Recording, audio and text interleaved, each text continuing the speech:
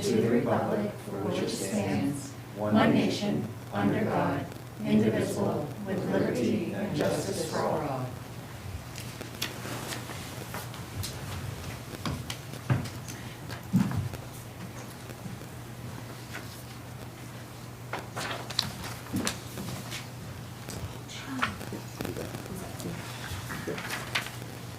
For the board's consideration, would like to recommend an amendment to the agenda this evening. Would recommend that you add to follow new business E1 and make new business E2. Executive session under section 405(6)E for the sole purpose of consultation with the board's counsel on a legal matter, and add that to the agenda. I recommend that we add executive session under section 405(6)E for the sole purpose of consultation with the board's legal counsel on a legal matter to new business as item E2. Oh, Go ahead. I'll second it. All right, thank you. Any discussion? All those in favor? Can we, okay, I saw Abby put her hand up. Oh. Okay. All right. Sorry, Abby. All right. Any communications correspondence? I have none for the board this evening. Okay. Public participation?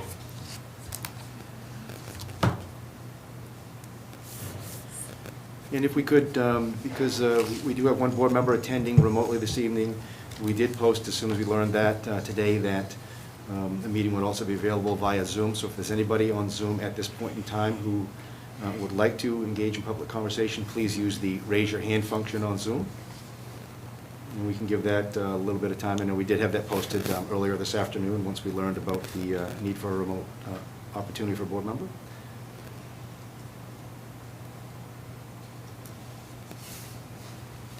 And hearing none and seeing no other people trying to add in or enter by Zoom, I'd say there's no public comment.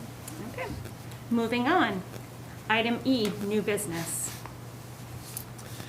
And for the board's opportunity this evening, we have Attorney Melissa Huey, your attorney from Drummond Woodsum in Portland, who is here this evening to do an orientation and training session with you. So it's my pleasure, and without further ado, to turn the meeting over to Melissa Huey. Well, thank you. Thank you for coming. It was a lovely trip, no snow this time, so quite a victory. So I'm going to try to remember how to do this correctly.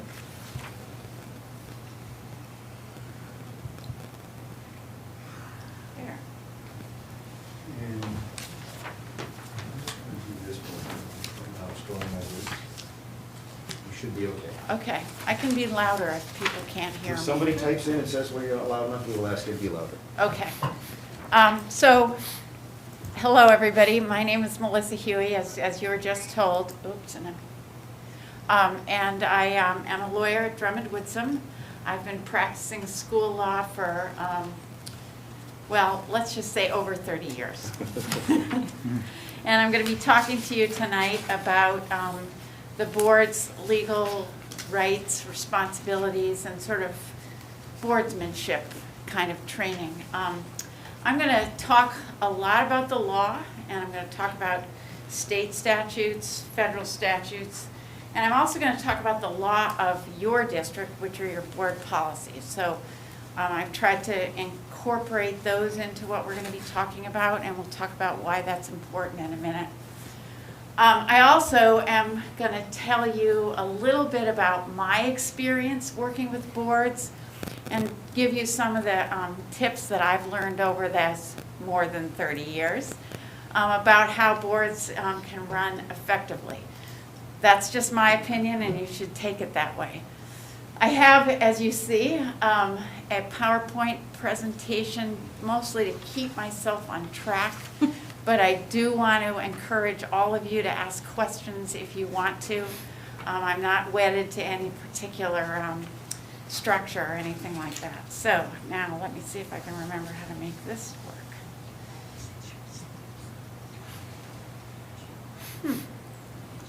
She said I just push the down button, but that doesn't actually seem to be working.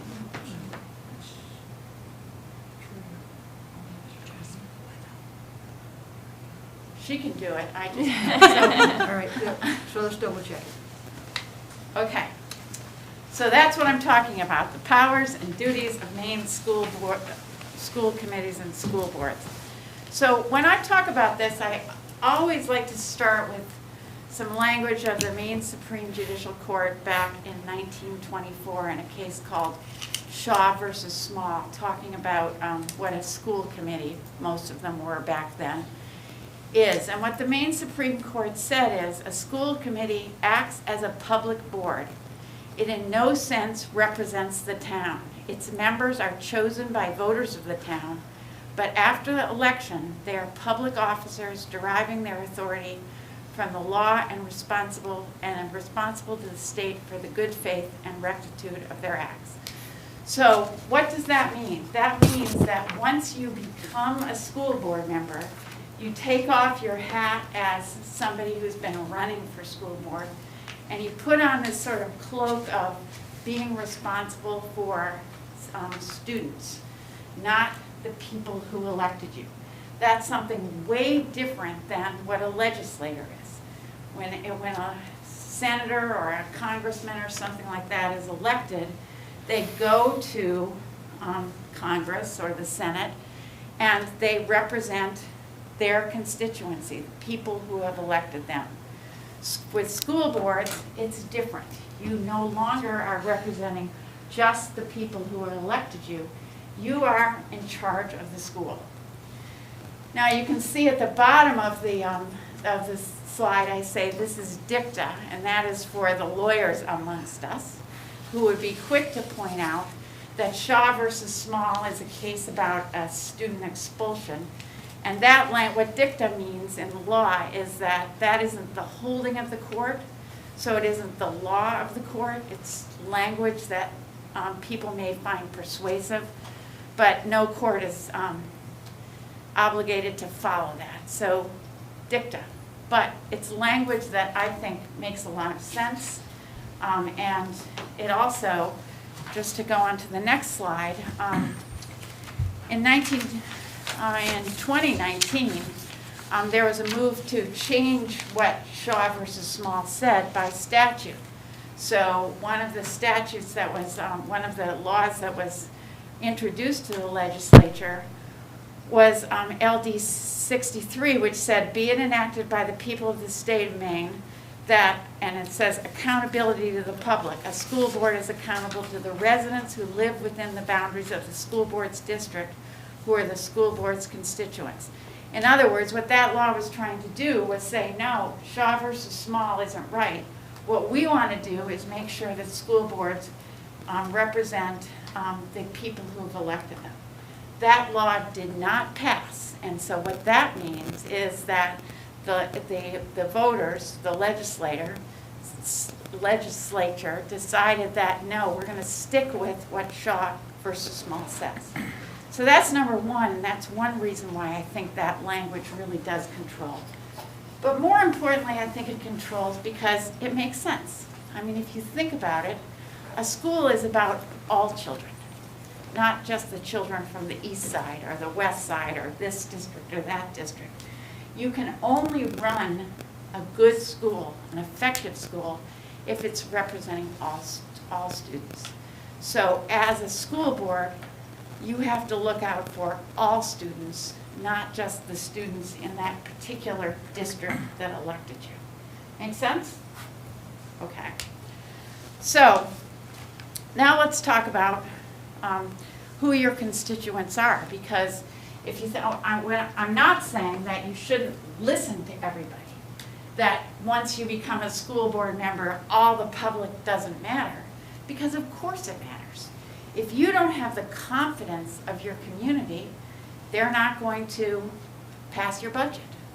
They're not going to volunteer. They're not going to give you the types of things, that the types of support that a school needs in order to succeed. So of course you need to get the confidence of your community behind you. You also need to get the confidence of your employees, because if you're not a good place to work, if your employees don't think that the people who are running their district know what they're doing, they're not going to work here. And you've got to have good people in order to have a good school.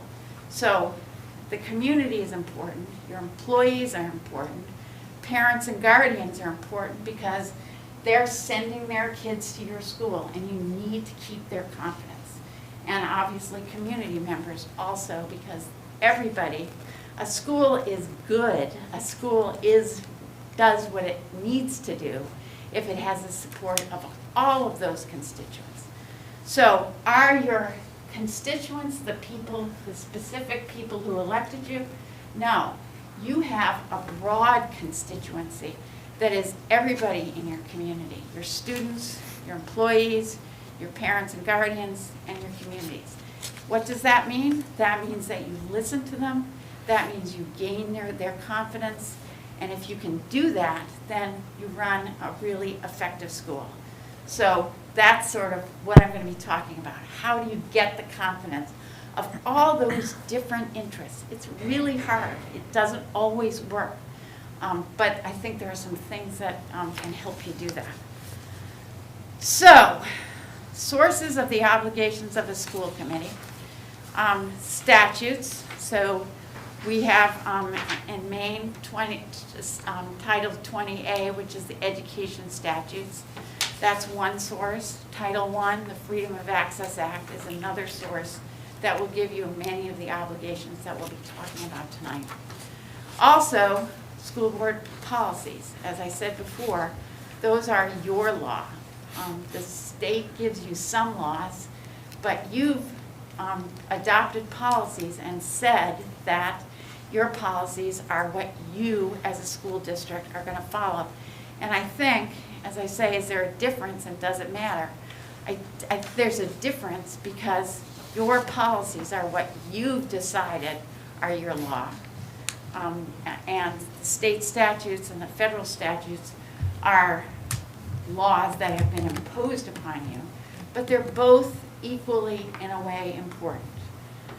Think about board policies.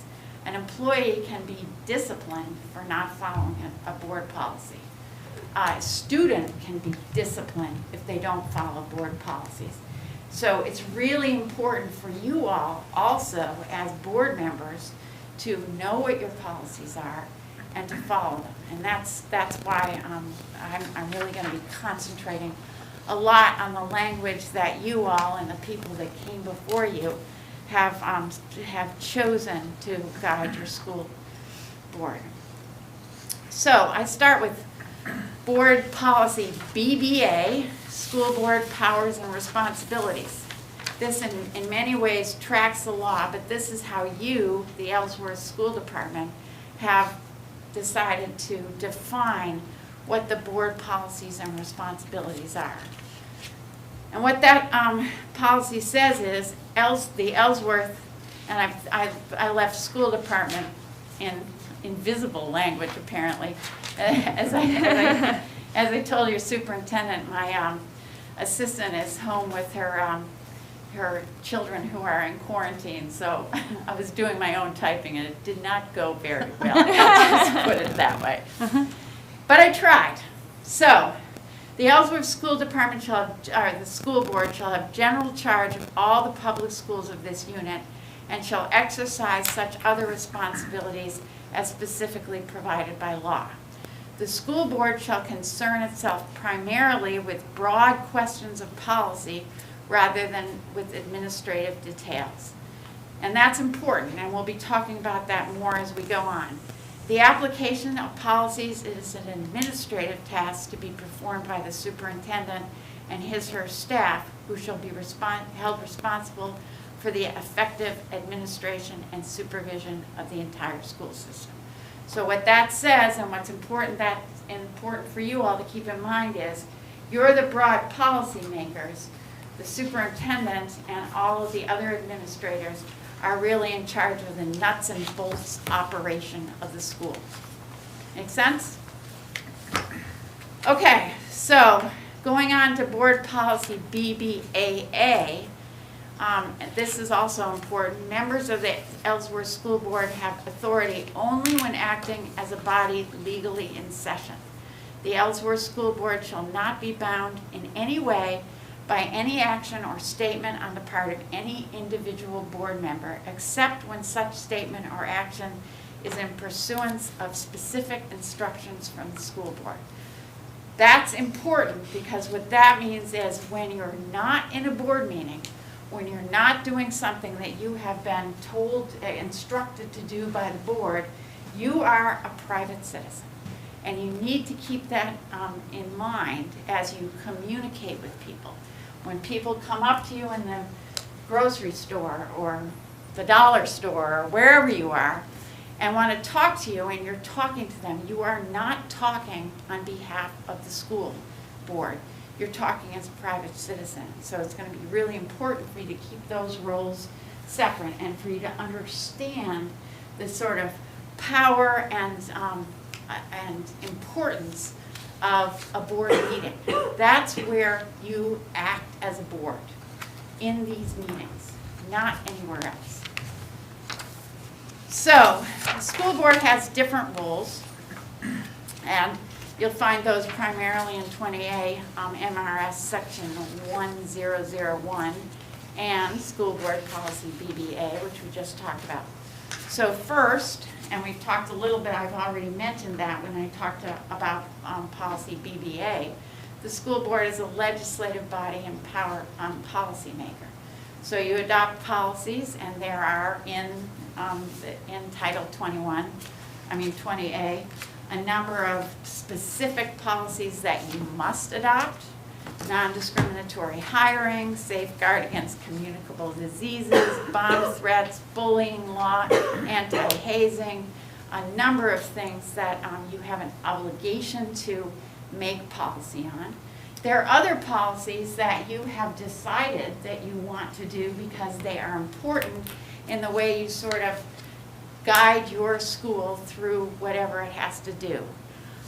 You also, by statute, adopt the budget. You adopt a course of study in alignment with learning results.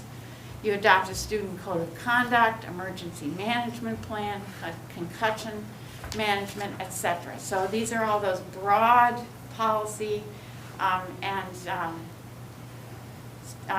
guidance for the school. So that's number one. Number two, a school board is a judicial body. So you, as school board members, may, from time to time, be called to sit in a student expulsion or a teacher or principal non-renewals and dismissals.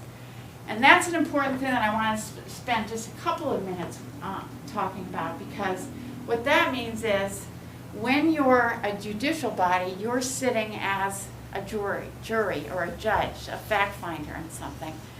And because of that, it's really important that you are impartial. Because you have to be impartial in order to give somebody a fair hearing, it's also important that you don't have too much information about what's going on.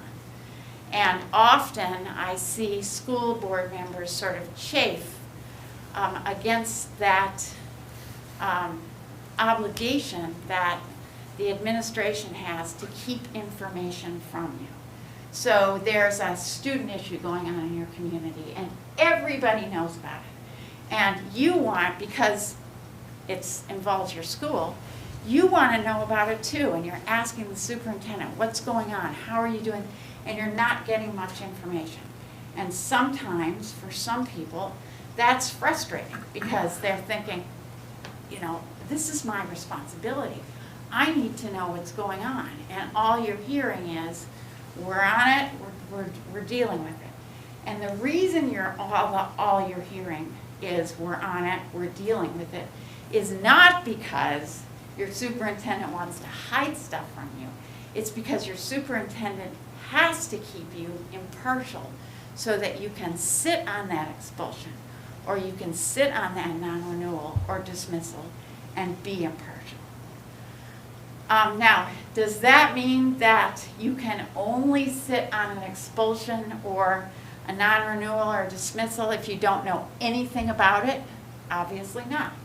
because Ellsworth is not New York City, and you're gonna know something about it. You're gonna know the people, you're gonna have an idea of what's going on in the school. That's okay, as long as you can be impartial and listen to the evidence and make a decision based on what you hear. It's just like what we do in court when we have a jury. Jurors sometimes hear about cases. I'm betting that the Ahmaud Arbery jurors knew that that case was going on. And so what they're asked is, can you be impartial?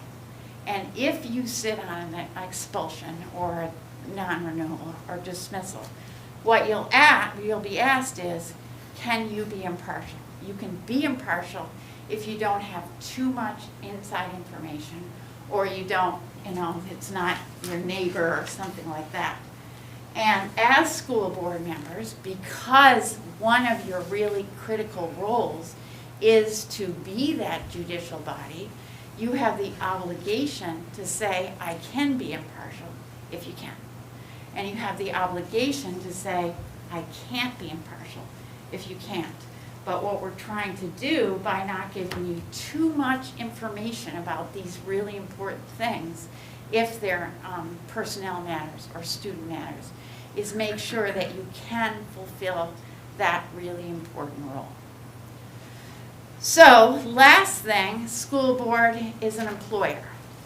And there are really different levels of a school board as an employer. You select and hire the superintendent, you evaluate the superintendent.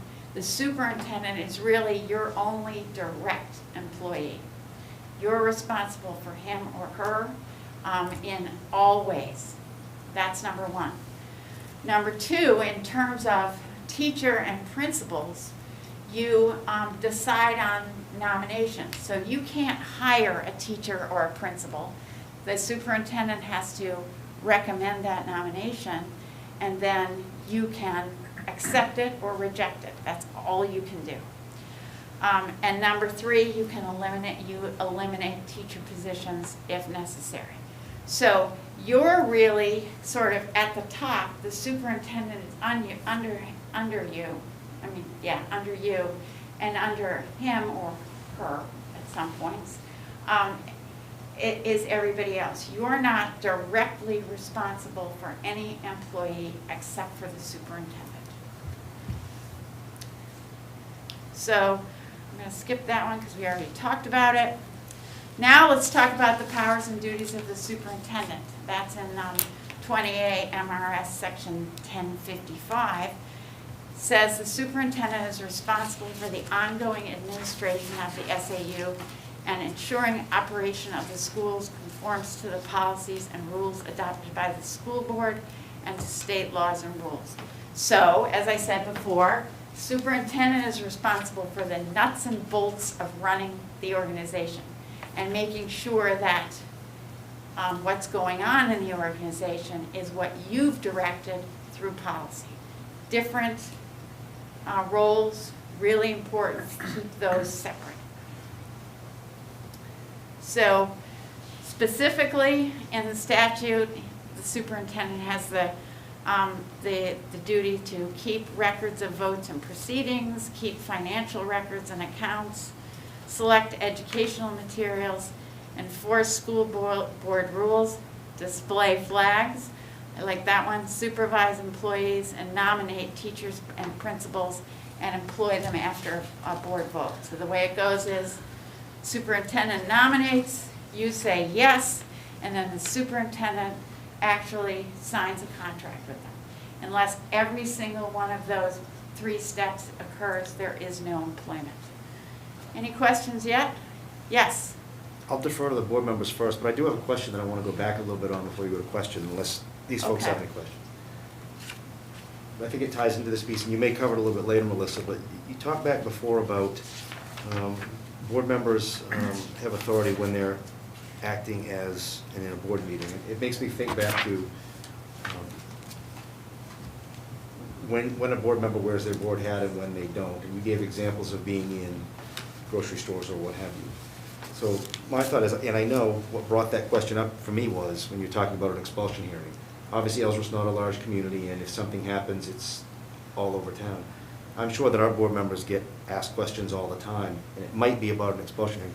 What do you know about it? What can you tell me about it? And any advice from your years of working with boards or experience in this that you can give to board members on how to deal with that situation? Because if we have a board member go to town, they know that they're board members when they're in meetings, but they also know that people expect their board members 24/7. Same thing if they go to visit a school or that type of thing. So I'm going to answer that in a couple of different parts. The first part is I want to say that we do board member training around the state, and some boards do this in executive session, which is entirely appropriate because we're talking about the legal rights and responsibilities, which is a specific reason to go into executive session. And some boards choose to do it in open session, which you have, and I actually think that's a really good idea, and I congratulate you for doing that, even though I'd rather do it in closed session, because then I would be sitting down and I wouldn't be on some Zoom screen. But in all seriousness, the reason I say that is because part of board training is training the board, and part of it is educating your community about what your roles and responsibilities are. And so I'm sure that everybody in Ellsworth is not, I'm thinking that my ratings will be awesome. But I'm probably wrong. So it's probably true that not a lot of people are listening to this. But you are, and you can educate people when they talk to you. And what you need to do, first off, if anybody asks you about something like an expulsion or a personnel matter, the answer has to be, I can't share any information about that. That's confidential. So that's number one. But also, I think as you go around the community, part of what you're doing is soaking stuff up. You're listening to people. You're hearing what they want. But you're not getting into a debate with them, because then, even though you know that you're not acting as a school board member when you're talking to them, because you can't act as a school board member unless you're all together doing the business of the school, they don't understand that. They're thinking that you're speaking for the board, and you can't speak for the board. So it's better to say, let me understand, tell me what's going on, and we'll share that with the board or something like that. Then that communication, and we'll talk a little bit later about actual communications and emails and things with people. But I do think that the more you start to talk about your views, people are not going to understand that you're not speaking for the board. And you have specific policies, again, that we'll talk about in a few minutes, that say that when somebody speaks for the board, it's going to be the board chair or the board chair's designee. So if you're speaking around the board chair, then you're not really following your policies. And so I think it's important to listen. Always listen, because that's important, and that's how you get the information you need from the community, so that you can build their confidence and really serve what's going on, but not talk so much except when you're in board meetings and you're all working together as a school board. Does that sort of respond? It helps me, and again, part of the reason I'm asking that is I know that these folks have gone and they've gotten elected to the board because they want to serve the community and they want to do what's good for kids. And I think there are times that they may be put in positions where there's an unfair expectation on them. So I like the way you responded, that you're educating the community as well. So, no, yeah, and I think no one person, you are a board. And I think that's an important thing, to be educating people as you talk to them. I want to hear from you, but I need to act as a part of the board, and we need to do that within the board setting, because that's what the law and that's what our policies require. Thank you. So that brings us nicely, a nice segue to another policy you have, BHC, which talks about, which really seeks to, I think, help you separate your roles. The policy speaks to board communication with staff, and I think it highlights what we've been talking about in that you're not directly overseeing staff. So that BHC says that the board superintendent is a relationship of teamwork, and all communication with employees should be through the superintendent. There should be no direct administrative relations between the board and principals, and no direct relationship between the board and staff. So what that means is that if you get a complaint about what's going on at the middle school, you should not be calling up the principal and say, what the heck is going on there? Or if you get if your neighbor says, Mrs. Huey, my daughter's second grade teacher is a disaster, you're not going to talk to Mrs. Huey about what's going on. What you do is follow your policies for how to deal with complaints against staff, which is lowest level. So if you have a problem, somebody says, I'm having a problem with Mrs. Huey, you're going to refer them to the policy which says first you talk to Mrs. Huey, then you talk to the principal, and then you talk to the superintendent. Not me. I'm not in the school dealing with those nuts and bolts personnel things. I think that makes the most sense because your employees have to know who they're going to hear from. It also is what you have decided and directed yourselves to do. So making sure that you're not, as a board member, speaking with Mrs. Huey about the issues that you have with how she's teaching the class or what she's doing or anything like that. You're bringing that to the attention of the superintendent, who will then bring it to the attention of Mrs. Huey's building administrator, or do whatever he thinks is appropriate. But you're not running that school, and that's, I think, really important. It's important for employees, too, because they need to know who's going to be telling them what to do. Questions? Now, what about when you're contacting an administrator or a teacher in regards to something that's going on with your child as a student? And that's going to happen. And it happens all the time. And then the first words out of your mouth is, I'm calling you as Melissa's mother, not as a school board member. Right. What's up with her? Right.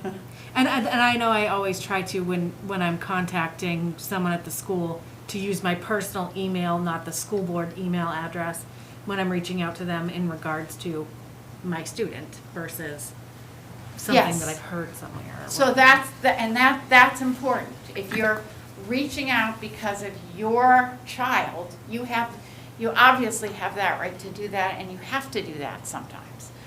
It does make sense, because you are a board member, to do that judiciously, and not too often. But if you have to have that communication, because that's what makes education work. And it's just really being clear. I'm calling you as Melissa's mother. Excellent. Awesome. Thank you. Other questions? Okay, so then, last role I want to talk about, and last policy when it comes to roles, is the role of the board chair, policy BDB. The board chair presides over meetings, signs instruments, and acts and orders necessary to carry out state requirements and the will of the board, consults with the superintendent in planning of the school board's meeting agendas, confers with the superintendent on crucial matters that may occur between school board members, calls special meetings, is the public spokesperson of the school committee at all times, except as this responsibility is specifically designated to others, enforces board policy, explains the effect, what effect a motion would be, restricts discussion when a board is before the when a motion is before the board and puts motions to vote and announces the results. So there are a couple of things that are important in that list, and that's why I put out the whole entire list here. The first is the board chair is meeting regularly with the superintendent. And I don't know that this is an issue with you all, but I know that some board members are sort of like, why are they hanging out together all the time? What about me?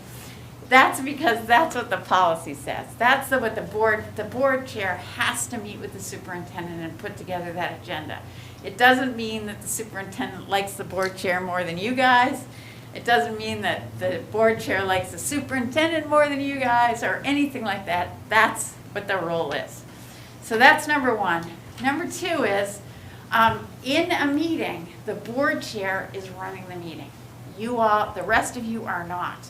And it's really important that you're leaving that role to the board chair. If you think that the board chair isn't doing it right, then you can have a recess and talk about that, but you can't step in and say, okay, I'm going to help out, or I'm going to do something. And that's been in a lot of boards around the state and around the country a real challenge lately, because there has been a lot of elevated emotion in board meetings because of all that's going on in the world. And so people want to be supportive and they want to help the board chair. But your policy is really specific about who does what. And it's really important to follow that policy. Okay? Questions? Man, I've never been so clear. Well, I think except your for some presentation people. was so let's just say you get to the point where the board chair says, I want to call a recess, and just say one of the other members has a question or concern. How is that done? Is it done right publicly in front of the meeting, or can that conversation take place? So the board chair, if somebody wants to call it, if the board chair calls a recess, there's a recess. And so your question is, can you go over quietly and say, listen, you got to get control of these people, or something like that? I think that's fine. Okay. I mean, obviously you can't conduct any business, but you Right. could clarify something like that. Yeah. Okay. Thank you. Okay, so you got your roles and responsibilities down. You know all those BCDs and BDCs, and you guys are in the Bs. Just remember that. We got a good group, Melissa. That's all. So next I'm going to talk a little bit about the Freedom of Access Act. I'm going to talk, I put this in here for a couple of reasons. First, everybody has to have Freedom of Access Act training. You probably have, but if you haven't, now you can check that box, and that's a good thing. Second, I think the Freedom of Access Act is one of the most important laws in our state. It is important partly in that boards often get in trouble with the Freedom of Access Act, and at Drummond-Woodsum, we do see a lot of litigation around the Freedom of Access Act. So that's one thing. I happen to be a litigator, so I always think that litigation is more important than anything. But putting that aside, and really more fundamentally, I think that the Freedom of Access Act is a really elegant way to sort of order what you do. And let me see if I can explain. I found that boards tend to chafe against the Freedom of Access Act. And they do it in both directions. There are a lot of board members and boards that would rather get together by themselves and talk about stuff without the public being there so that they can really talk. On the other side, there are a lot of boards and board members who want to be 100% transparent, and they never want to go into executive session. And what I want to advise you is to really embrace this law, because it is a law that I think really elegantly balances two sort of competing but equally important concepts. So the purpose of the Freedom of Access Act, and there are There are Freedom of Access Acts in virtually every state in the country. Sometimes they're called Sunshine Acts or Right to Know Acts or whatever. But the purpose of that, if you think about it, makes a lot of sense. We elect our government officials, and now we want to know what they're doing, how they're doing it, and why they're doing it. And if we know what they're doing, how they're doing it, and why they're doing it, that builds our confidence in the board, which, as I said in the beginning, is really your ultimate goal here, is building confidence. So if people can see what you're thinking about, how you're thinking about it, what kinds of things are going into the decisions you make, that's going to build their confidence in what you're doing, because now they're seeing that you're thinking about it, that you've studied up on this, that this is a considered decision. So it's really important that the public gets to see what you're doing on the one hand. On the other hand, there's a competing interest, and that is some things really have to be done confidentially. Employment matters have to be confidential because employees have rights, and nobody would want to get in trouble and have that on the front page of the newspaper and have everybody in the community listen to it. That's not fair, and if that was the case, people wouldn't work for you. So you need to protect employee confidentiality. You need to protect, because it's a federal law, student confidentiality. You need to be able to talk to your lawyer. If you talk to your lawyer in public, there is no privilege, and sometimes you need to protect that privilege. You need to be able to negotiate when you're doing collective bargaining in private, because if you are willing to go to $1 billion and people hear that in public, you can't negotiate. We know they're going to end at $1 billion, so let's just stick it out. So those are the things that have to be done in private. And what the Freedom of Access Act really does is give you that map as to what you can do and what you can't do. And if you step back and understand what the purpose of it is, and sort of stop fighting it, I think it's a really, really awesome thing. So let's talk about what it says. First, we'll talk about meetings. Public meetings, it says, unless specifically provided in 1 MRS Section 405, which is executive sessions, and we'll talk about in a minute, all public proceedings must be open. In other words, people have to be able to hear and see what you're doing. So that means that that you have to avoid informal discussions and transactions of business in private. So, question number 1, what is a public proceeding? And the Act tells us that transactions of any functions affecting any or all citizens of the state by any board of the school by any board of any school district is a public proceeding. So, what does that mean? Well, what that means is if there's a meeting where you can transact business, that is a public proceeding. What's a meeting where you can transact business? It is a meeting where there is a quorum of the board. So any time that there is a quorum of you, there are 5 of you? Yeah. That would be 3 then. Some boards are bigger and it's not, but with you, if there's any time that there's 3 people and you are discussing, which is transacting business, public business, that is a meeting of the board. And that's important to keep in mind. Now, does that mean that you couldn't have a holiday party with all of you there?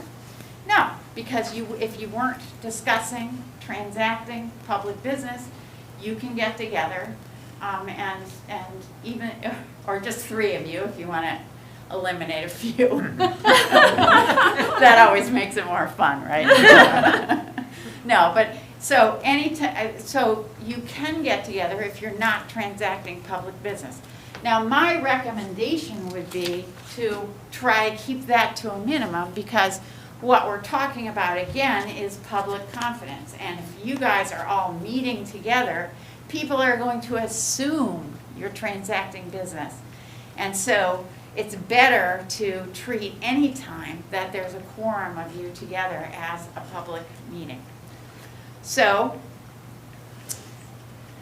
we'll move to board policy BEC. Yes? Just ask a question. So I know Saturday, there's a tree lighting ceremony that all board members have been invited to. So to me, that's a case where if all the board members show up, they're all in the same place. And that's fine. No- You're just not no discussion, gonna, as long as you're lighting a tree and you're sharing some eggnog or whatever you. And there'll be other members of the public here, but, you know, you make a good point about ensuring the public has confidence. I mean, to me, that's a perfectly legitimate reason for anybody to come in and be here.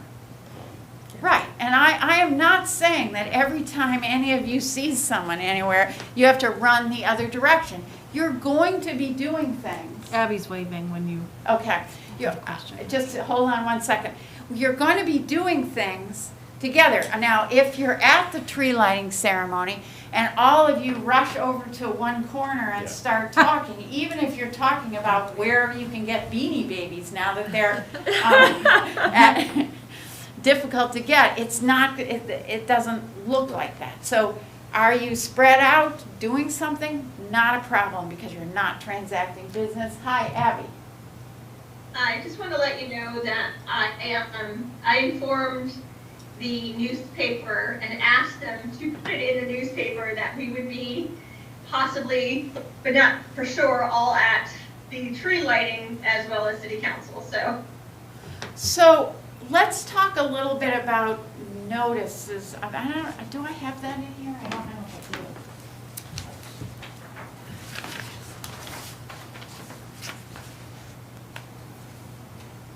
So I don't think I do. So let's talk about notices of meetings. So if you're going to have a meeting, a public meeting, the Freedom of Access Act requires that you publicize that and step back and think about that. The purpose of that is to allow the public and the press to see you when you're transacting business.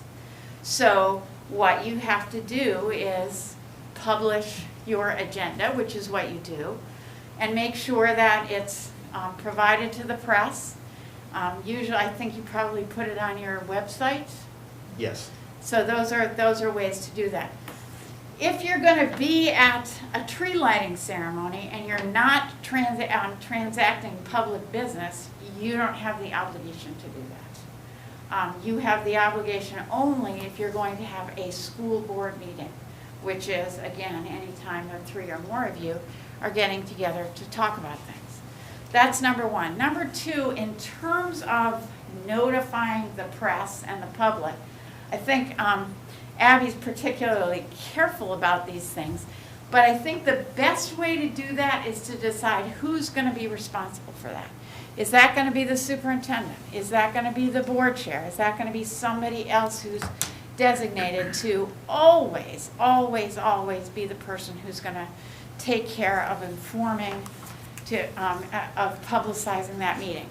The reason for that is that then you know that somebody's on it.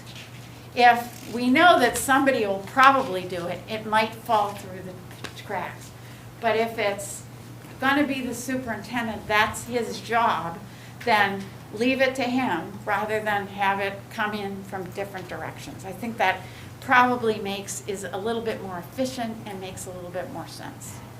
Okay? So, Thank you. yes.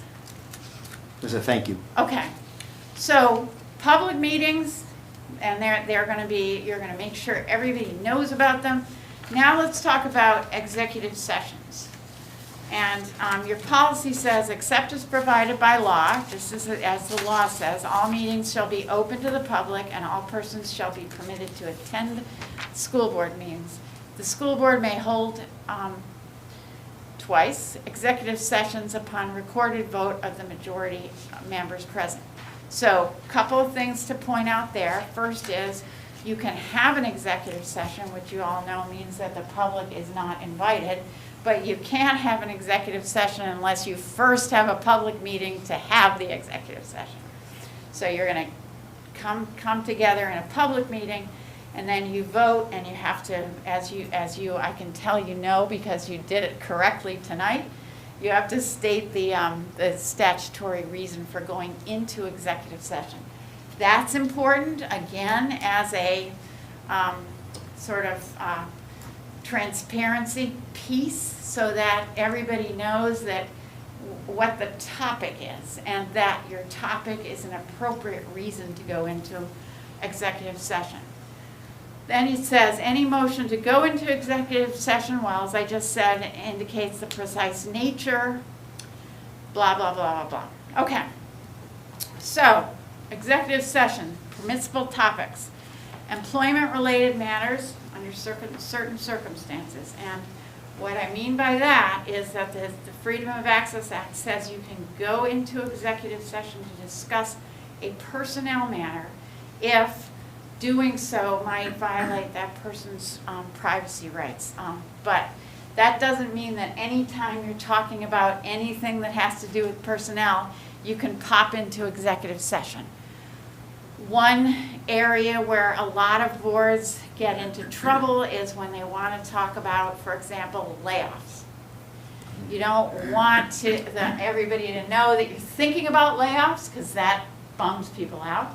And you don't want people to know basically where you're thinking of laying people off. Unfortunately, though, that isn't directed at a specific person, and so it's not going to be an appropriate topic for executive session. What you're talking about when you're talking about personnel matters is specific people, specific employees. It can also be a government official, so if you wanted to go into executive session to talk about a board member or superintendent or the custodian or anything like that, that might be appropriate. You're also permitted to go into, and you must go into executive session when you're talking about suspension or expulsion of a student. That's a student matter under FERPA. You can't be talking about that in public session. Acquisition of real property and fixtures, and as I said before, you really can't negotiate a purchase in public, and that's why the Freedom of Access Act allows you to go in to executive session to talk about that. Collective bargaining, we talked about that before, and consultation with counsel. There are some other, there's a list in the Freedom of Access Act, but those are really almost the only reasons that a school board would end up going into executive session. So, just want to talk a little bit more about the employment matters, looking specifically at the language of the Freedom of Access Act. You're allowed to go into executive session to talk about employment, appointment, assignment, duties, promotion, demotion, compensation, evaluation, disciplining, resignation, or dismissal if public discussion might damage the reputation or invade the privacy. So again, that's a specific person. The Act also says that if a person is being charged or investigated, that person has the right to be present but can request that the meeting be in public if he or she wants to. That language, charged or investigated, is important because a lot of boards around the state believe that any time they're talking about a specific person in executive session, that person has the right to be there. That's not true. The person only has a right to be there if they've been charged or investigated. My advice is if you're going to go into executive session to talk about a specific person or a personnel matter, probably makes sense to make a quick call to your lawyer to make sure whether that person has to be there. A person bringing complaints or of misconduct also has the right to be there. So if we're talking about someone who's been charged or investigated and somebody's made a complaint about them, the complainant and the person who's been charged have a right to be in your executive session. That does not mean they have a right to participate. That means they have a right to hear what you're talking about because it relates specifically to them, and that's what the legislature has determined is fair. Yes? Did you say they have the right to request that it be public? Yes. As well, so like if you're planning on going into executive session and they don't want that, then they can say no? Right. So I had, just as an example, some years back, I had a teacher dismissal, which would be an executive session because that's obvious, that's somebody who's been charged. And it's obviously going to damage their reputation. That person requested that it be in public. I was a small town and every single person in the town came to watch that dismissal. That person believing that he wanted the whole community to hear what was going on. Didn't work out so well for him, thank goodness. Okay, so what you can't do in executive session, and this is important too, you can't take any action. So the Freedom of Access Act is designed to make sure that the public can see any action at all that a board takes. And so you cannot take any action like voting in executive session ever. You can't stray from the topic that was cited to enter. And that, in my experience, is really, really hard to do. You're sitting there, you've been talking about an issue, and then you just start to stray into something else. And here, I would just say that each one of you has to keep that in mind and police each other. It's gonna happen, and as soon as someone says, wait a minute, we can't be talking about this, then you're going to get back on topic. But it is natural to stray, and so you cannot stray, and you've got to police each other. So the last thing is disclosing the contents of the discussion that occurred in executive session. This, again, is a point that is often violated. What happens in executive session is often pretty charged. If you're talking about a personnel matter that's around the state, people are going to want to know what you talk about. Your spouse is going to want to know what you talked about. Your friends are going to want to know what you talked about. People are going to want to know, and you absolutely, positively cannot talk about anything that was discussed in executive session and breach that. That is a breach of your duty as a board member, hard as it is, and you just have to say, I can't do that. Questions? Public rest. So let's turn from meetings to records. Pretty easy. Information in virtually any form in the possession or control of the school department, including school board members, that has been received or prepared for use in connection with the transaction of public or governmental business or contains information relating to the transaction of public or governmental business is a public record.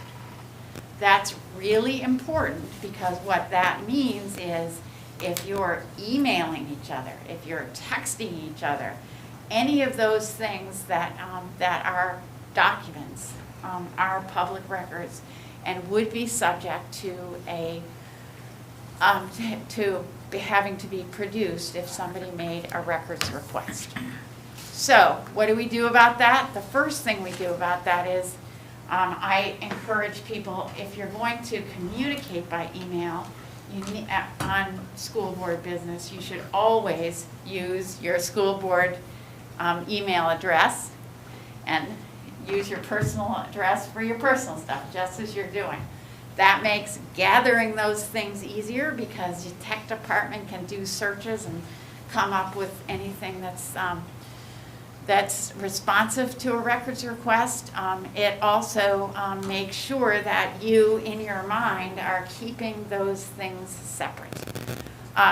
Texts are much more difficult to capture, and when there is a records request, we do have to look at people's texts. My best advice to people is don't text about school board business. Email, talk, call, whatever, but texts really just should not be used, if at all possible not to. I had one other thing I wanted to say about records, and I don't remember what it is, so it couldn't have been very important, right? So Does any- I'm assuming that would be, like, I don't use my school board email for anything except for school board business. But like in regards to text messaging, I would assume, and you can correct me here, if it's of a personal nature, those would not have to be put up. It would just be if it's in regards to school Right, board business. because if you look at the definition, it's anything that's used in connection with the transaction of governmental business. So if I'm texting Kelly asking her to pick up my kids from school, that's Go not. for it. She should pick them up more often. If you Yes, she You should. haven't been in the pickup line, have You you? should. Kelly, every day. Yes. Well, so while you're thinking about what it is you wanted to say, just a thought about email is, and you know, we encourage our staff members to do the same things, and I think it's applicable to boards, is if you are using email to communicate, is avoid any reference to any confidential information, student name, staff name, parent name, anything. And that's really important. I will say that I've been spending a lot of time with one school district recently responding to a very, very broad records request. And that means I have to go through every single 3,000-4,000 emails and redact names. And that's just really bad because it's really hard not to miss something. So I have to go through it, and then somebody else has to go through it to make sure we're doing that. So if you get in the habit of never, ever, ever using a name, that makes it a lot better. That's number one. And number two, which is what I was going to say, is that communicating by email is something that also I think should be kept to a minimum. Because remember, if you're all communicating about school business, that could be a meeting. You're not together, but if you're all saying, we ought to vote for this, we ought to do this, we ought to do that, then you're essentially having a meeting that hasn't been noticed. Email should be used, in my opinion, for things like, I'm going to be 10 minutes late, little things that you're just, or give me a call or something like that. But talking about substantive things on email, if it goes to all members of the board, can get you in trouble. If it goes to just one person, it's not a meeting, but it is going to be subject to a records request. So one of the things in our policy, Melissa, is, email shall not substitute for deliberations, and our board does an excellent job at that.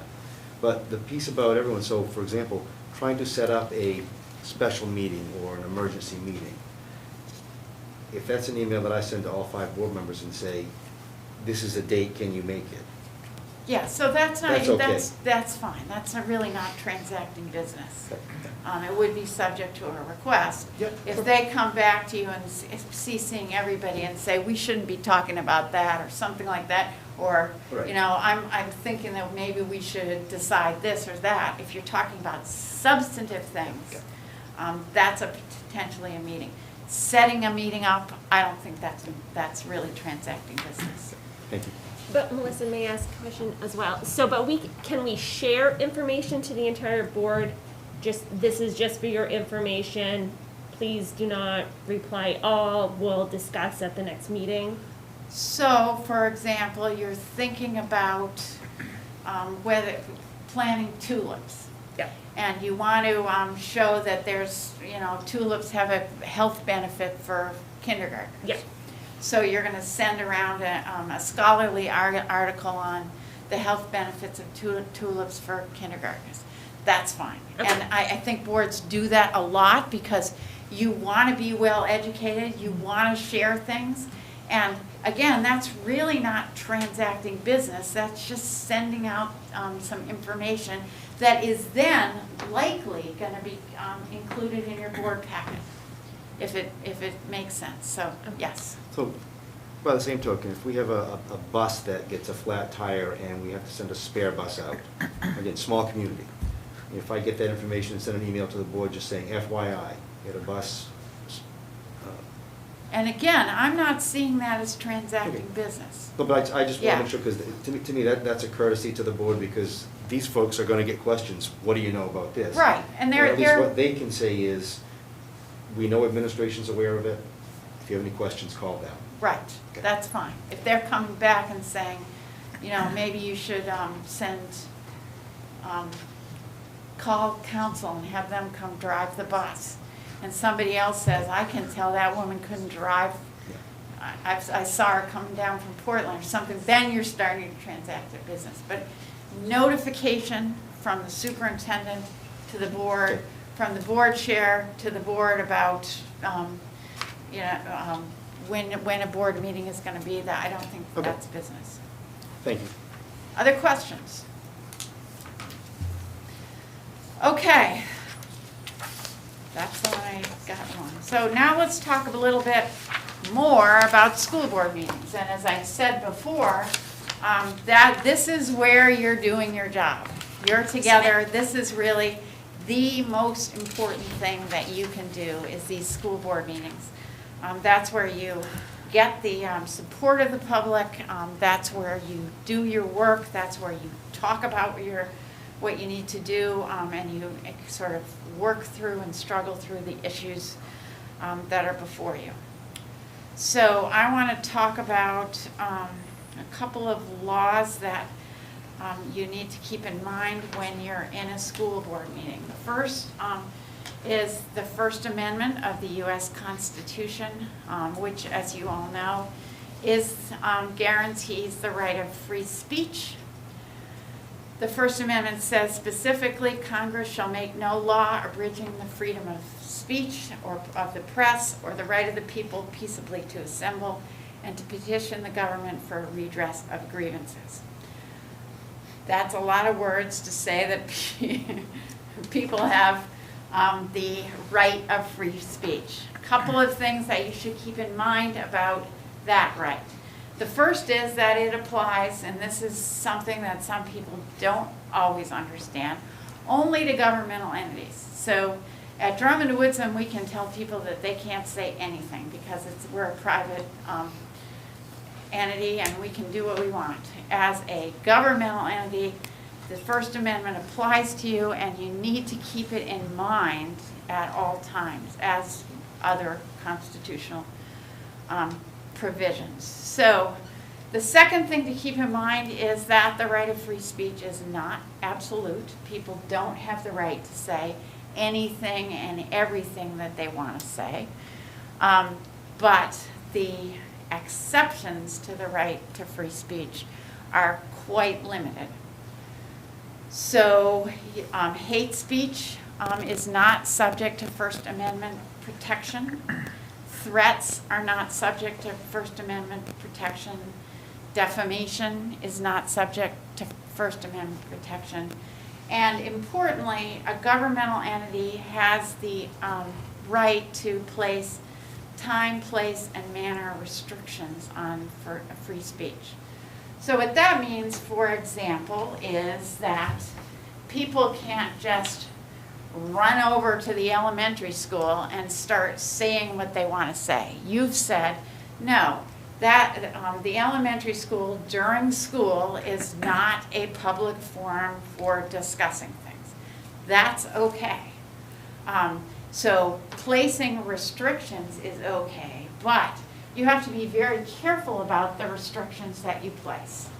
By that, I mean that once you open the door, and what we say in the law is once you create an open forum, that forum is open to speech regardless of its content.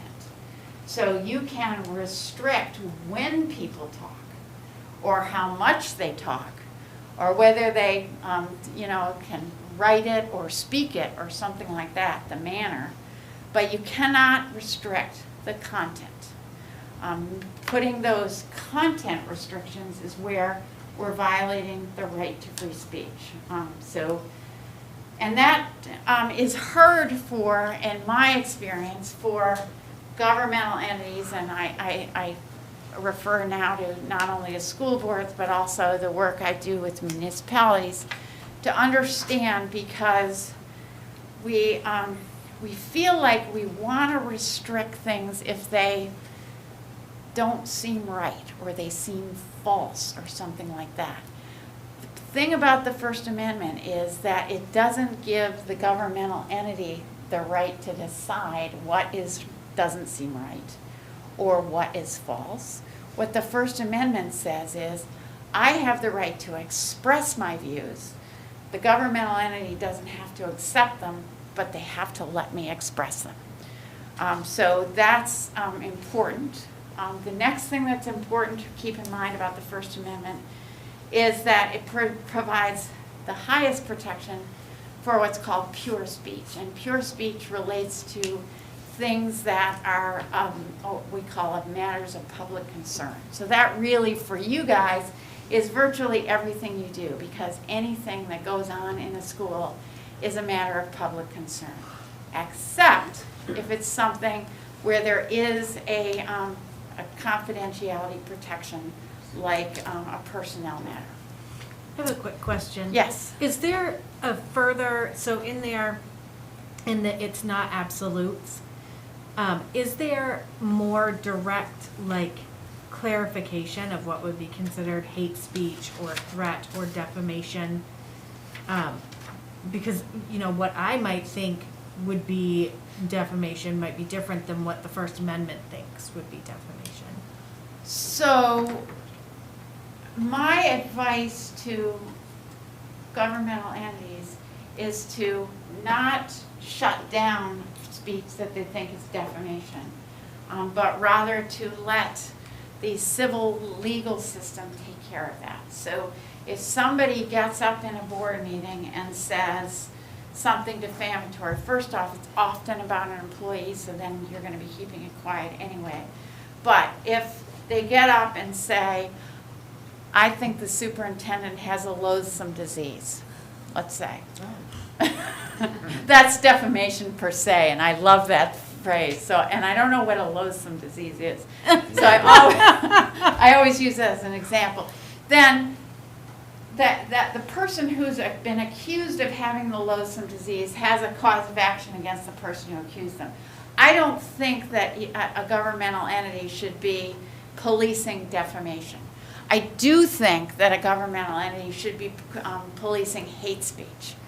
So if it's talking about, one of the things that we've dealt with lately was people making Nazi gestures. That's considered in the law to be hate speech. So that's something that you could shut down. Using obvious racial slurs is considered to be hate speech. So you can think of a lot of words that you couldn't use, things like that.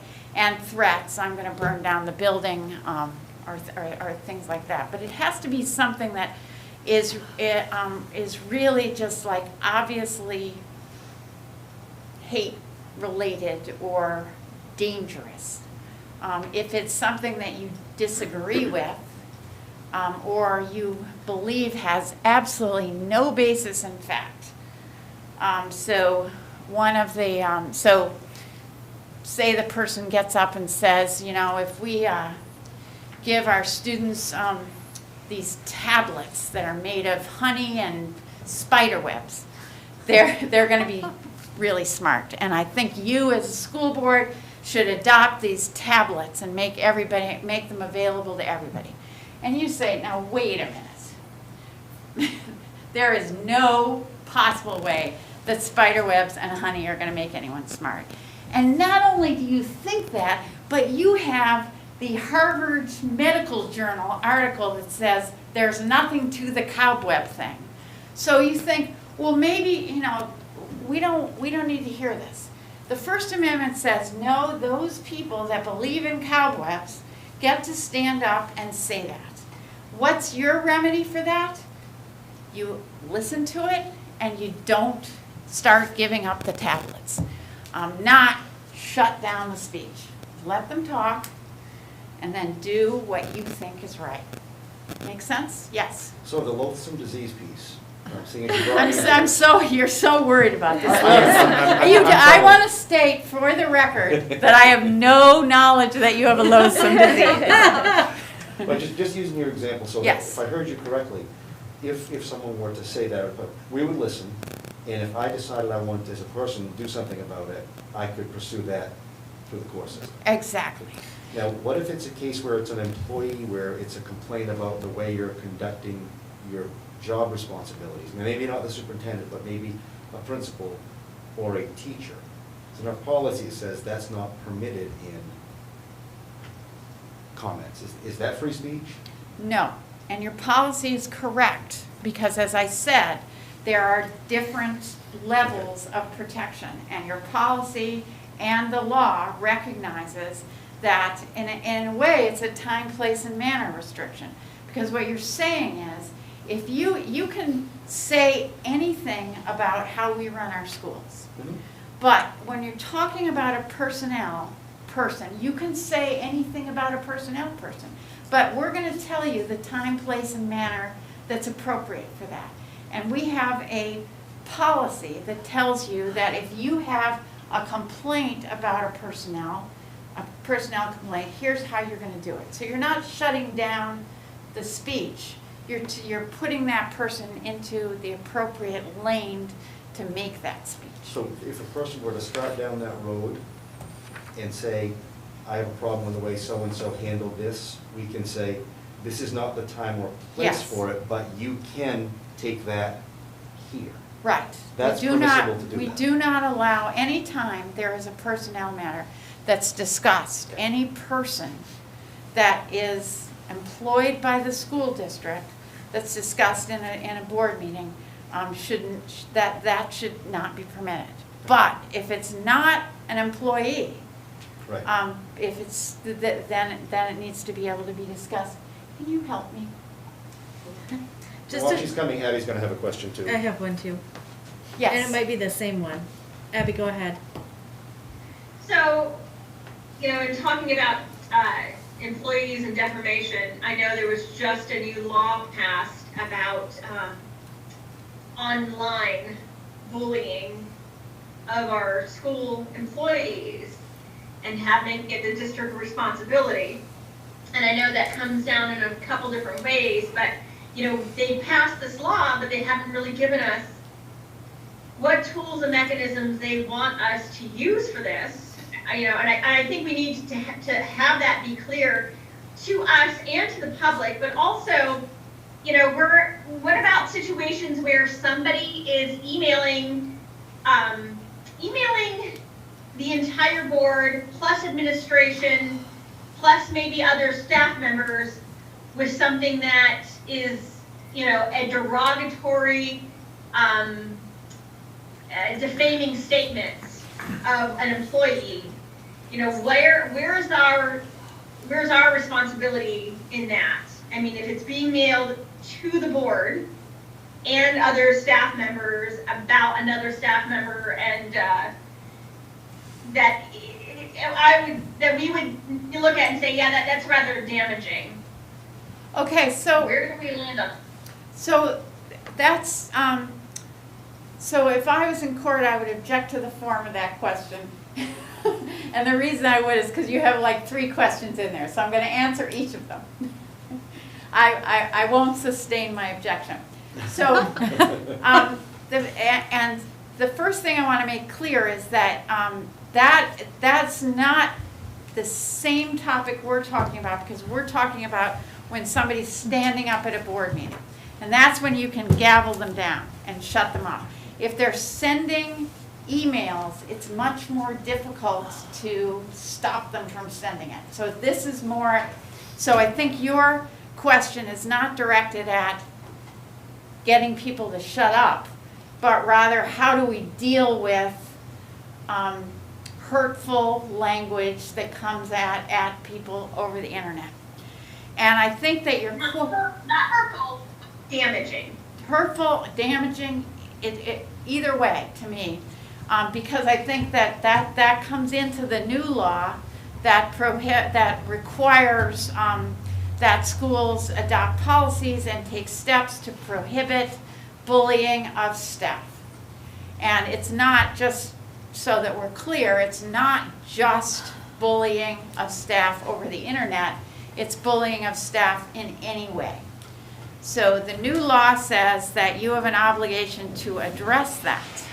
And it is a new law, so we don't know a lot about it. But I do think that it is going to require boards to take more aggressive steps when people are sending hateful communications over the internet to their staff. We're just starting to get those policies up and running, and we're just starting to figure it out, but I do think that you've landed on something that's very important for schools to keep in mind and school board members to understand, which is before staff, employees of schools kind of had to suck it up. Now, you have an obligation to protect them from bullying amongst each other and bullying from the community. That's going to make your job very difficult. And we haven't had much guidance from the DOE yet. We haven't had much guidance from anywhere, but all I can say is yes, that's something that has to be dealt with. And I think that you're smart to be putting that on the radar screen. And could you say, we've done the first read of the policy because it went effective October 18th. Yes. And I do agree with Abby. One of the pieces is the application and implementation of that is the development of rules. You know, right now we look at what's in place for the bullying policy in our schools, and that's a good starting point. But I agree with you. Some more guidance coming from, and I think we're going to be getting it from the department. It is a good starting point, but it doesn't really answer the question because bullying in schools you can deal with by disciplining the person who's engaged in the misconduct. Mm-hmm. If you have a community member who's bullying your staff, mm-hmm. and it does happen, and I am dealing with this issue in a couple of other districts where they are feeling that they need to expend resources to get a lawyer to make that stop. The school district doesn't have the ability to it. Only that defamation claim is a personal claim. But now, do we as a school have the obligation to provide legal advice? Do we spend our tax dollars on lawyers for individual employees? The answer to that may very well be yes. But again, that's a personal decision, and it's hard. You really can't control so much the email. You can control what people are saying in a board meeting, and if they're talking about personnel, that's when you don't allow it. When they're talking about other issues, regardless of what you think about what they're saying, then consistent with what your policy says, you have to allow that. I can't make this go forward. I guess people really like that particular slide. I have a quick question while Laura is fixing that. So, in regards to a personnel, school board members are not considered district employees. So that does not include, it would be the superintendent, the staff, those personnel, not board members, correct? Right. The difference between elected officials and employees. Right.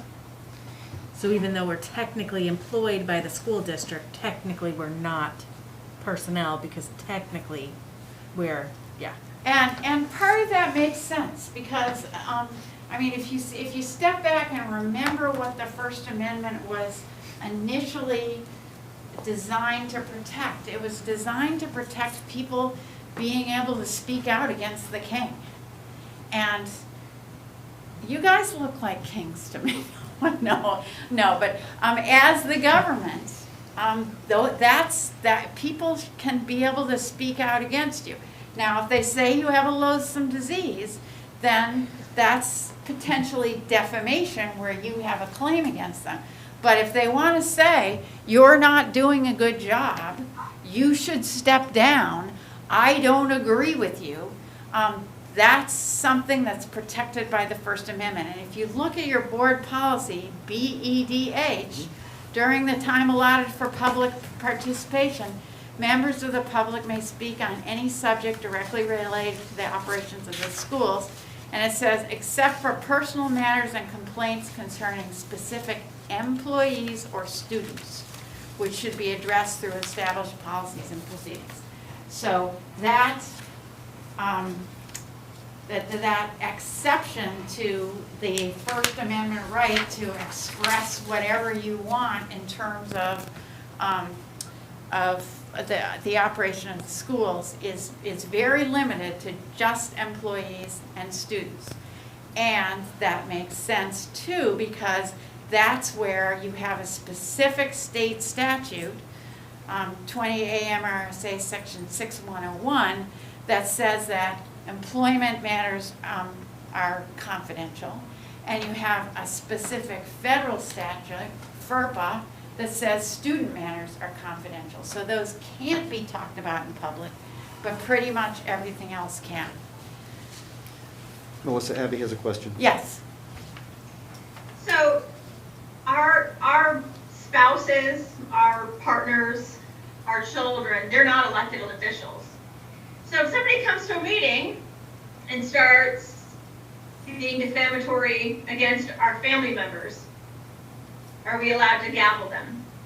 So, if you look at what the policy for public participation and the law says, because your policy pretty much tracks state law, which gives the public the right to make comments at board meetings on anything that deals with the operation of the schools, and that's pretty much what your policy says. If somebody's talking about somebody's spouse or somebody's kid, that's not operation of the schools. If they're talking about the operation of the schools, that's when the public can participate. So if they get up and say, if I was on the board, Mr. Huey, and if I was married to Mr. Huey, which I'm not, but let's just, so this is a complete hypothetical. Mr. Huey is a terrible dentist, then they could be gavelled down because that has nothing to do with the school. But if they get up and they say, Mr. Huey's wife, Melissa, school board member, is incompetent, that's okay. And what Do you if see they, that line?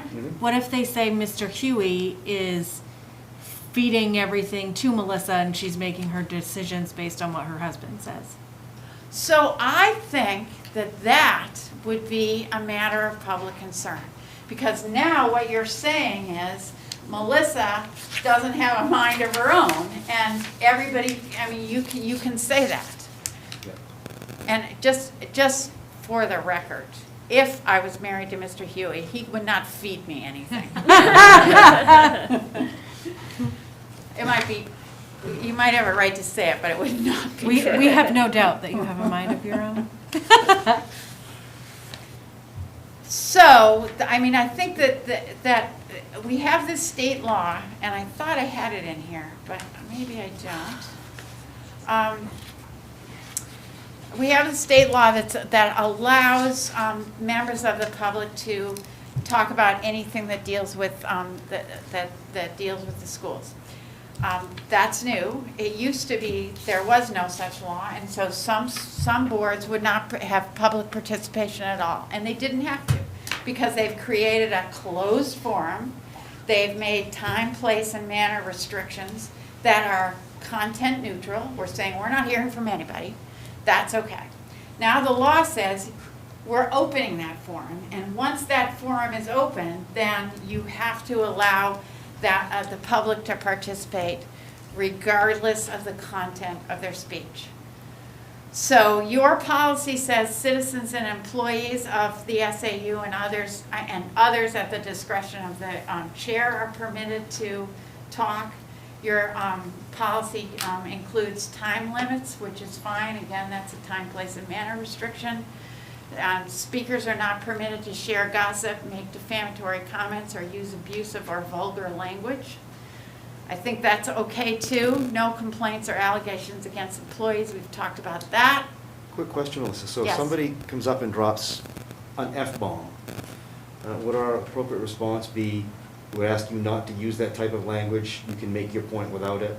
That, I think, so the first thing should be reminding people. Yeah.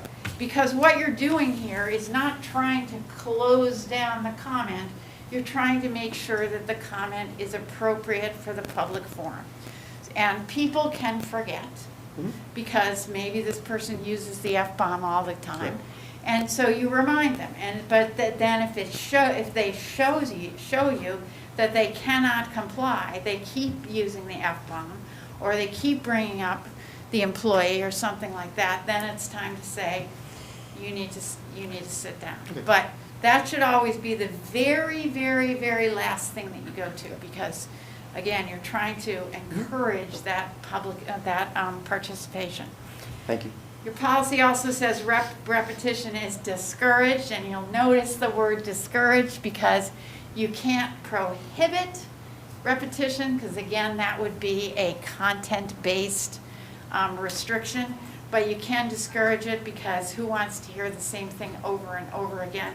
And usually people are pretty good about that. They're not great, but they're pretty good about that, and it's okay to remind them. We've heard that already. We're on it. We're going for it. Chair has the authority to stop violators and request law enforcement if necessary. The only thing I want to highlight there is that that's the chair. That's not everybody. The chair, again, is in charge of the meeting. I think your policy also says, and I don't have it here, but it also, I think it's later on, so hold that thought. So, communications with the public. And let's drop down to first at board meetings, and that's what I was talking about. Your policy permits board members and the superintendent to ask questions of a person addressing the board through the chair, so you don't, your policy doesn't have you debating back and forth with people who are standing up and talking during public comment. But they are expected to refrain from arguing or debating issues. So that's what your policy says. Don't argue and debate, and ask questions through the chair if you need to ask questions. My best advice to all of you is not to use public comment as a time to engage in debate with the public. The purpose of public comment is to listen to what the public thinks. Listen, soak it in, do not respond, argue, explain. That's what you're going to do when you get to your part of the meeting, when you're talking to each other. Well, I know that the member of the public raised the idea of planting tulips, and I thought that was a good idea. I'm opposed to tulips. They don't have any scent. I don't think they're any good. And then you can talk about it. You can hear what you take. You can take what you hear from the public and use it as you talk. But you shouldn't really be engaging in a debate. I don't think that that's productive. I think it's sort of a distraction. I think you really want to soak in when the public is talking to you. Outside of board meetings, and we talked about this a little bit before, but you all, I'm sure, not only are people coming to you and talking to you in the grocery store, the movie theater, wherever you are, they're also probably sending you emails and more emails and more emails. And this, I think, is an important point, because you have to go back to policy BBA, which says the only authority you have is at a board meeting, and policy BDB, which says the chair speaks for the board outside the board meeting. So what I see around the state, and I don't know if you do this, but is that people will get a long email from somebody. Here's what's going on. I don't think you should do it. I think you should. Blah, blah, blah, blah, blah, blah, blah, blah, blah, blah. It goes on and on. And what a board member wants to do, because they want to be responsive, they want to show the public that they are listening and they know what's going on and they care what they think, is they respond, well, we've heard about that, I don't think you're right on this, your information is wrong, blah, blah, blah, blah, and you want to respond. If you're doing that, I really think that in many ways you're violating both BBAA and BDB. BBAA, because that person who is getting the response from you is going to believe that you're talking for the board. Policy BDB, because if you're speaking for the board, you shouldn't be unless you're the chair. I think, at least in my experience, the best way to deal with emails that you get from the public is always to acknowledge them, because people sat down and bothered to write you a long email. But just to acknowledge them with a thank you, with a CC to the whole board, so that everybody's knowing this. And if it's deemed that a response should be made, then that's a response that should be coming from your board chair. Make sense? Now, do you feel like everyone should respond with an acknowledgement, or that one acknowledgement response is sufficient? I don't think everybody has to. So I sent an email to all of you. I don't think each of you have to say thank you for your email. I think one person says thank you for your email. I will consider this. If it goes to the board chair and everybody, I would expect that the board chair would be doing that on behalf, and would be saying on behalf of the Ellsworth School Board, I want to thank you for your input on this issue. We'll certainly consider it, or something like that. If it goes directly to you and maybe one other person, I would respond, thank you for your email. I've forwarded it to the rest of the board for their consideration, and that's it. But not engaging in that communication that makes it seem like you're acting as a board member rather than a private person. Good? Okay. Very quickly, I just want to talk to you a little bit about making your school committee operate effectively. So it starts with what it means to be a school board member. You're the governing body of the school board. You're the school department. You're part of a team. And by a team, I mean all of you are a team. And so you've got to work together like a team. You have a duty of loyalty to students, employees, and fellow school board members. So, you will find, in my view, every answer that you need for every difficult situation in your policy BCA. I love this guy. I think you should print it. I think you should laminate it. I think that any time that you are going into a difficult school board meeting, or there are difficult things going on in the school board, it makes sense to read it, because it really guides you through everything. There are really 3 themes to that policy. Do what's right for students, work well together, and honor the appropriate process and be professional. So I've picked out a few of my favorites. Do what's right for kids. Number 3, I will consider the educational needs of children and how they will be affected in all my deliberations and decisions. That's super important. 4, I will work to ensure that a high-quality public education is provided for the children of our district, and that's all the children of our district, in accordance with the district's mission and vision. And 14, I will endeavor at all times to see that schools have adequate financial support within the capabilities of the community and state, in order that every child may receive the best possible education. I mean, that says it all. Those are your words, and those are just awesome. So thank you. Work well and be kind. This is the second part of working as a team and really building community confidence. I will support a decision graciously once it has been made by the majority of the school committee. I will make no disparaging remarks about others. And that's really important too. And finally, honor the process and be professional. I will remember at all times that as an individual, I have no legal authority outside meetings. I will recognize that my responsibility is not to operate the schools, but to see that they are well operated.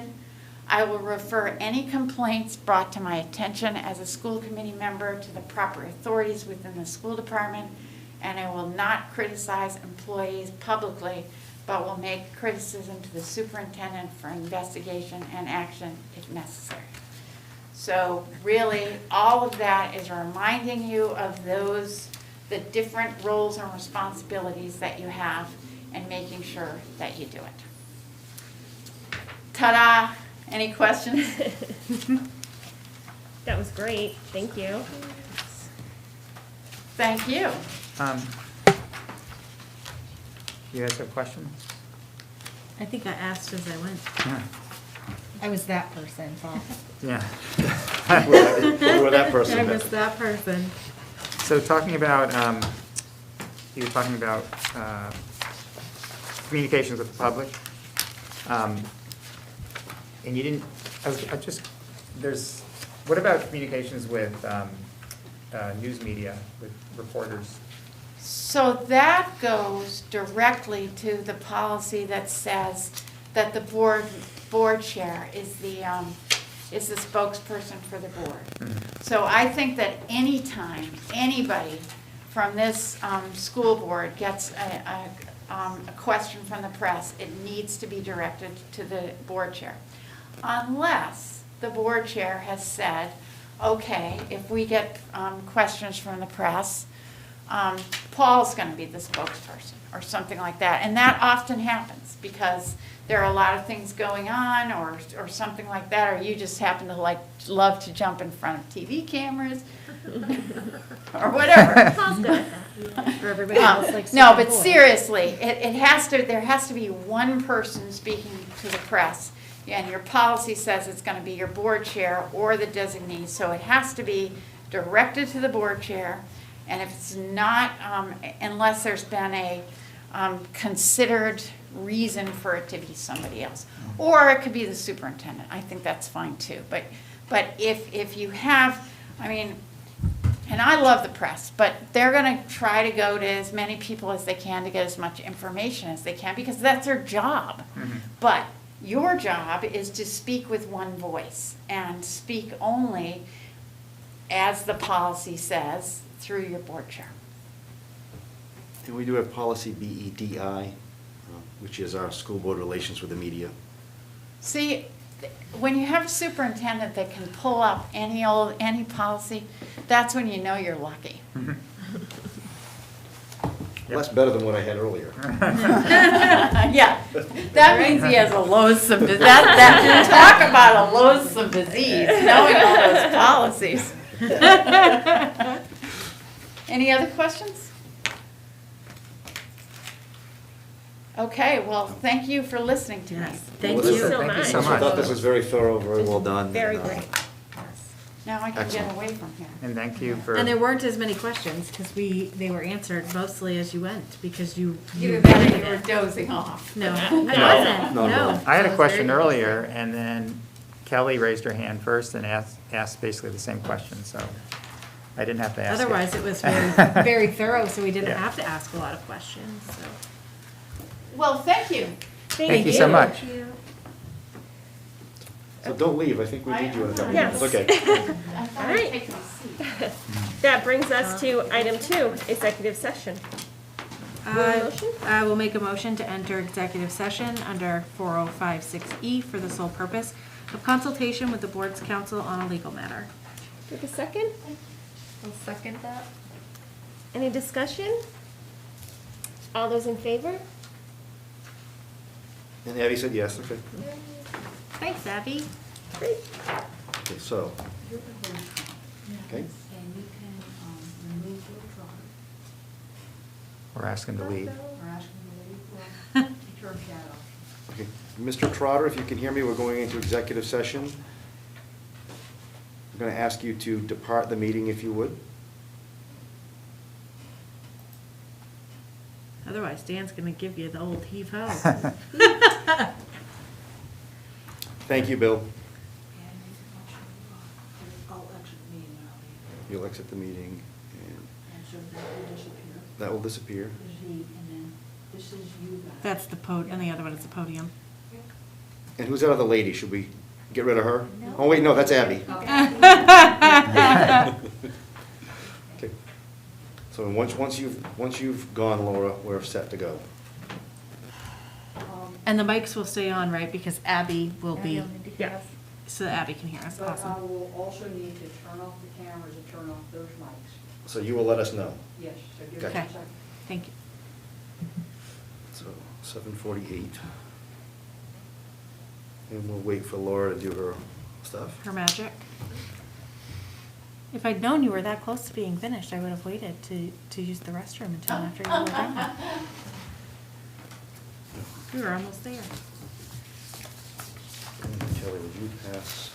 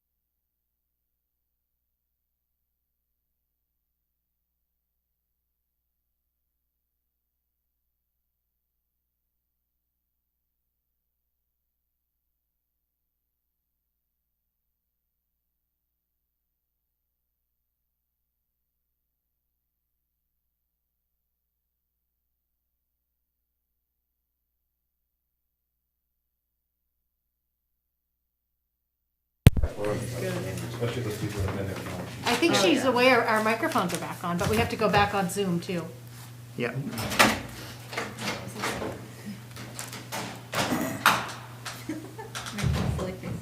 I can see them.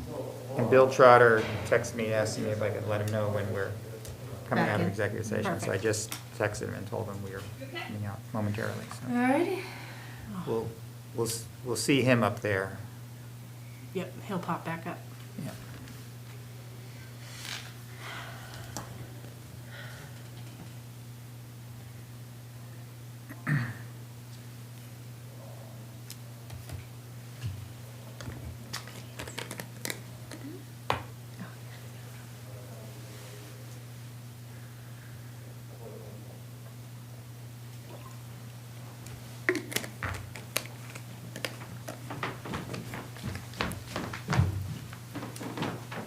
Dan on the Let run. me, we're recording, and I'm gonna, You like that? You're no, a recording Oh, whoops. And I was singing Dan on the run. so to let the public know, we're back in open session. Mr. Trotter, I don't know if you're watching on public access television or the. He's trying to get back into Zoom. If you'd like to get back in, Was that me? We might- as soon as I see him, I will let him in. yeah. I had a Zoom meeting today that someone was sitting in the waiting room for 5 minutes and Zoom didn't tell me. I was like, where are you? And the response was, in the waiting room. Let me in. Like, I'm trying. Paul, did you say you saw him on the screen?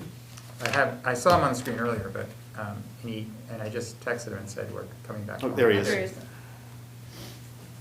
And give him a second to connect. Here we go. Welcome back, Mr. Trotter. Thank you. Okay, we are back out of executive session. Do we have a motion? I'll make a motion to approve the settlement. Was it requested or? Yes. Requested by our insurance company. Do a second? I'll second that. Any discussion? None? All those in favor? Thank you. Next item is calendar and announcements. We have a school board meeting on Tuesday, December 14th, here in City Council Chambers at 6 o'clock. And that brings us to item F, adjournment. Do we have a motion? Having no further business, I move that we adjourn the board meeting. I second that. Any discussion? All those in favor? Abby's voted yes. Thanks, Abby. All right, wonderful. And it is 8:08. Great meeting. And the meeting